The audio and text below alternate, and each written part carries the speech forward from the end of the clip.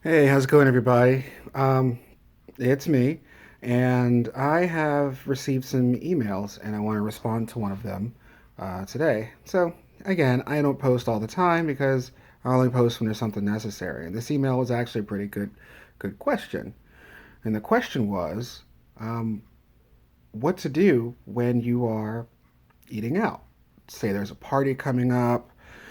Um, there's a big get together, or people are going out to dinner, like a date or a group of coworkers at work.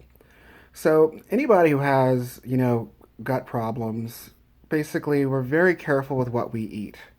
And, we try to make sure that we're eating something every day that's gonna not affect us so that we can get through our day. I know for myself, when I'm home, I'm a little bit more adventurous. I try things a little bit more often. But when I'm out, I'm very careful, especially in the beginning when I was healing. Now, remember, I've been working on healing and treating treatments for like about 2 years now. And so I'm in a really good place. It took 8 months or so. Like I've been telling people, it takes a long time, and you're still going to have bad days. Matter of fact, I woke up in excruciating pain this morning. I was sick for a better part of yesterday. So, I mean, things still happen. Flare ups will happen. But, um, you know, after a while, you start to learn what you can and cannot have. And you need to stick with that a little bit, okay? So, when the question's asked about what to do when you eat out, here's some simple tips. First of all, if you know ahead of time when you're going to eat out, make sure that you take care of yourself as best you can. When you're healing, it's trickier. You want to be much safer. And I'll talk about being safer, and then I'll talk about when you're very well healed and you can tolerate more different foods. But you want to be careful. And if you know you're going to go out in a few days, eat something that's not going to bother you. Uh, um, you know, Essentially, you might want to eat boring. So, say, there's a big cookout coming along, and your girlfriend or boyfriend has invited you out to this cookout with the family, and there's going to be all kinds of crazy foods there. One of the things you can do is say, hey, would somebody mind making some chicken breast, or I can bring some chicken breast of my own? Something of that nature. Grilled chicken breast would be fine. You can put that on a sandwich. Maybe find something that you can put with it that's going to give it some flavor. So that's something you could do.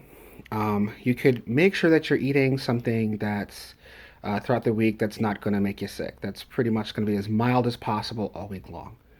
And that's what my trick is. I eat as mild as possible all week long. I take my medications. It's just my prep time.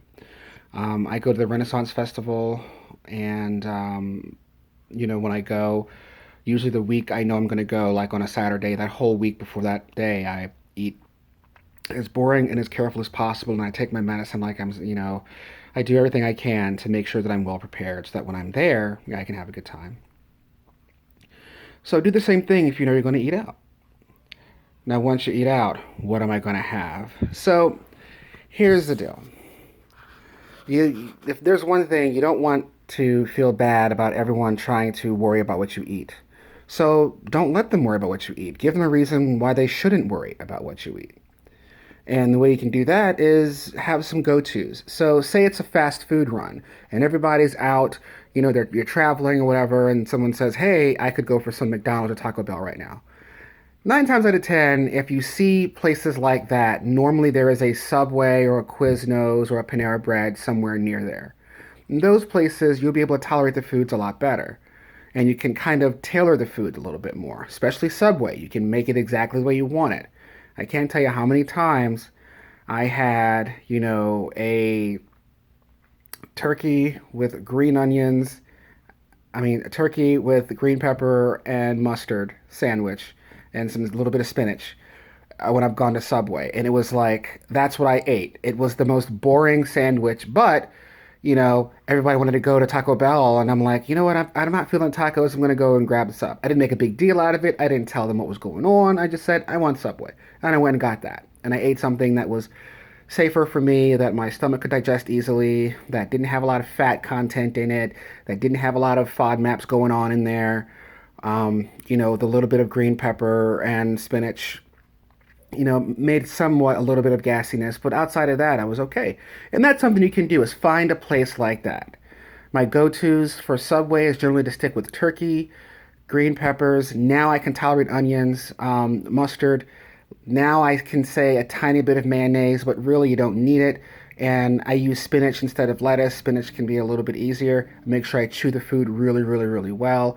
If I pick a cheese, it's like going to be provolone, some kind of a light cheese with low lactose content in it. If they have Swiss, that would be the best. That has pretty much no lactose in it. Um, that'd be the best cheese to pick, but you want to pick one of the hard cheeses. That would be a pretty good, safe thing for you to have. If I go to Panera Bread, I usually try the Sierra Turkey sandwich. I ask for the sauce on the side, or I tell them to put it very, very light.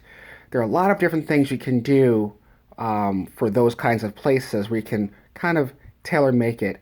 Quiznos is a little harder because they tend to have a lot of fattier meats, um, so that's a little harder to work around. But my go-to is always a Subway. There are lots of Subways out there. Lately, there are lots of Paneras out there, so that's something you can do. Okay, what about dinner? Well, here's what we do for dinner. Um, when I was initially healing in the beginning, when everything was making me sick, I went for whatever turkey breast dish they had. If you're going to a restaurant, 9 times out of 10, they're going to have a turkey breast dish. That was my go to, a turkey breast dish. And then they'd say, what do you want for sides? And rice was always one of them. If they had like a rice pilaf or something, but rice was one of the sides. And if I was lucky, they would also have squash. I found that I could handle squash. Um, Baked potato is a good one too, with nothing on it. Or tell them to put it on the side. So maybe you want a tiny taste of butter and a little bit of that, or whatever. Tell them to put it on the side. Asking for things to put on the side is your best friend. So don't freak out if someone says we're going to a restaurant. And we're like, oh my God, what am I going to eat? No, just look for the turkey. Look for the chicken breast dish that has no cream, no cheeses on it. Try to find something that maybe has like a lemon butter sauce or garlic herb sauce, something that isn't creamy, okay, and something that isn't loaded with FODMAPs. Um, and if you watch some of my earlier videos, I go over what FODMAPs are. You want to try to definitely stay away from broccoli and stuff like that. I know it's delicious. In a lot of restaurants, broccoli's our go-to side, but avoid it if you can. And if you can't avoid the broccoli, then just say, "Hey, let me get double rice," or just forego that. You'll thank me later. Um, Another thing I could say you could do is if they have like a cooked spinach dish or something like that, maybe you could work with that. Okay, but whatever you're doing, you want to make sure that you're keeping the FODMAPs down so that the gas stays down. The urge to have to use the restroom will go down as you're not having anything passing out of your butt, basically. Okay, so that's what I would do. Salad. Well, we're going to an Italian place and it's really hard. Okay, Italian's going to be tricky. To get around Italian, you're going to need to really be boring. And you're going to say, I just want an Italian baked chicken dish. And if something comes with fried chicken or breaded, say, well, can I have it baked instead? And usually they can do that for you. Usually. But that's a tricky one. What do I do with the salad? Well, um, your stomach takes everything in order. So however you put it in your stomach, that's how your stomach's going to take it. That's what people say when you go drinking, to eat something first, right? Eat something and then drink. Because your stomach's going to take the food first, process that, and then when the alcohol comes, your stomach's already in the processing mode, and it's like, oh, I can handle this too. All right? The same thing happens with vegetables. And for some of you, salad's hard. It's hard to take in salad. Um, But if you really want a salad and you're out and you're feeling froggy, you're feeling gutsy, what you can do is Have the salad, but don't eat it first. Wait. And I know a lot of places bring the salad out before your meal, but you can say, "Hey, can I just have the salad with my meal, please?" And leave it at that. Don't make a big deal out of it. Don't say, "Well, I have a problem and I have digestive problems, so we need you to bring." Just say, "Hey, can I have the salad with the meal?" And when you're eating your food, eat a good chunk of your dish. Take some good bites of your dish, and then work the salad in as you're eating it. That way, the salad has to sit in your digestive tract a little longer before it actually gets to the stomach. It has to sit in your esophagus and go down until it gets to your stomach, and then it gets to the other places, your intestines. Um, and by the time it reaches that area that's inflamed, that area that causes the pain, it may more than likely be wilted and broken down a little bit, so that when you get it to your digestive system, it's easier to digest. So definitely go that route. That would be the way you could have a salad with your meal. Mexican. The easiest thing I can tell you to do is get fajitas. If you don't like fajitas, I'm sorry, but that is the easiest Mexican food you can get. They're popular, everybody sells it. Say, "I would like fajitas." And your best bet would be asking for chicken fajitas, okay? And you can say, hold the sour cream, hold the cheese. I would like, some more of one thing or another, right? Your tomatoes, or you would want guacamole, something of that nature. The things you can handle. And say, "I'd like more of that and less of this." If beans is your enemy, then you say, "You know what? I don't want any refried beans. Can I get double rice?" People ask for these things all the time, and never, no one's going to look and say, "Oh, you've got gut problems." It's just people ask for these different things all the time. My girlfriend has no gut problems. She does not like refried beans, so she always asks for extra rice. Okay. Um, Drinking. Okay, so we all know that alcohol causes problems. It causes irritation. Wine, beer, liquor. I can have wine, but it will make me somewhat gassy. I cannot have beer. It bothers me really bad. Liquor in high doses and high amounts bothers me very, very badly. I have a very bad day the next day. A little bit of liquor mixed with some soda or some juice, followed by a lot of water, I can handle that. So, you got to gauge yourself. But if this is your first time going out and you don't know how your stomach's going to react, then you need to probably just, stick to, um, just stick to water or unsweetened tea or something like that. Stick to something like that that's easy for your stomach to handle.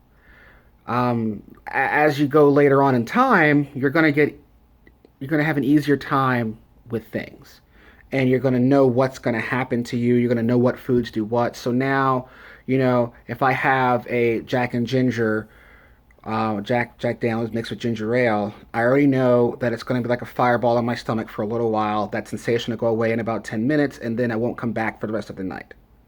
I know that. I know that the next day I'm going to be slightly uncomfortable for most of the first half of the day, and then that'll go away. So I know the reaction that's going to happen. But again, it's been 2 years of this battle, so I know what's going on.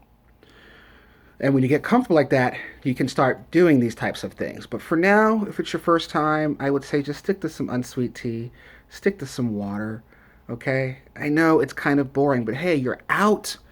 You're out with your friends or your date or your family, okay? Or your office, coworkers, whatever.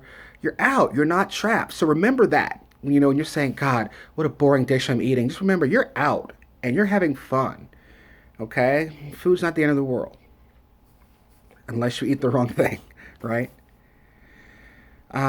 Finally, something that I don't know if I can really say is a definite will work for you, but it's something that I swear by, and that is my digestive enzymes. I take digestive enzymes that help me digest proteins. I take a digestive enzymes that's designed to digest anything that has food intolerances. All right. The brand I take is Digest Gold, and then there's Digest Spectrum. But you pick whatever digestive enzyme you want. Some people will say digestive enzymes work. Some will say that they don't work. It's a placebo. But what I do know is that when I'm going to eat something that's particularly difficult, or if I'm out at a restaurant or whatever, and I take some digestive enzymes, I tend to have an easier go of things. But that's for me. Again, with this gut stuff, everybody's different. Everybody's different. There could be somebody out there that can eat broccoli like there's no tomorrow and it doesn't bother them.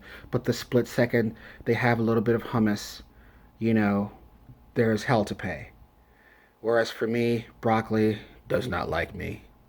But I can have hummus. You know what I mean? So it really just depends on the person. So hopefully I've helped you. If again, just starting out on this journey, and you're stuck in the house, and people say, "Hey, let's go out to eat," and you're terrified. Hopefully this helps you. Go for simpler dishes. If it's a spur of the moment thing, just make sure that you use the restroom before you leave the house, so that you're not worried about that. Make sure that you take your medications. And then when you're out, just eat very carefully. Again, find the chicken breast dish, the baked chicken breast dish, and some rice. Okay? Those are your safe go tos, or a baked potato of some sort. Okay? Um, if you know you're going out and you have a couple of days' notice, then just eat very boring, very, very boring. And, make sure you take your medicines like you should and take care of yourself. And then when you go out, just be careful. Okay? Um, and just to give you guys hope again, I went to the Renaissance Fair and I ate the steak on a steak, and I had it was like a beer mixed with wine kind of a drink. And I made it through the day. I took my medications like I should. I ate very, very plainly. I actually proactively took, and this might not be a good thing to share, but I proactively took more, like the highest amount of my medicines. I have medicines I can take on an as needed basis. And I took the maximum amount I can take in the course of a day. And it was more proactive, and it was just to make sure that I didn't have any issues while I was out. And it worked fine. I came home and I went back to my normal way of taking it, which is as needed. But um, that's something I was able to do. So that's something that you'll be able to do too. Even though you're worried now about people want to go out, what do I get at Subway? It'll become second nature. You'll know what to get at Subway very easily. You'll know what to do when you're at the mall and say, I want to go to the food court. You'll know exactly your go-to places. You'll learn these things, and it'll be very, very easy. Again, if anyone ever has any questions, please just don't hesitate to email me. Don't be ashamed. I don't bite. I'll welcome all emails. Flood my mailbox if you want to. I'll do my best to answer your questions. I am by no means an expert. I'm just sharing what I went through, my experiences, and things from my research that I've done. So, and if anything, what works for me might work for you, it might not. Okay? So ask your doctor, first and foremost. But if you just want to have a conversation, if you just want to know what's going on, if you just want to know what I did, email me. We'll talk about it. Let me know if you want me to answer it through YouTube, and I'll definitely do it like I did this time. And yeah, that's about it. My email address is cygnus13 at gmail.com. That's SYGNUS13 at gmail.com.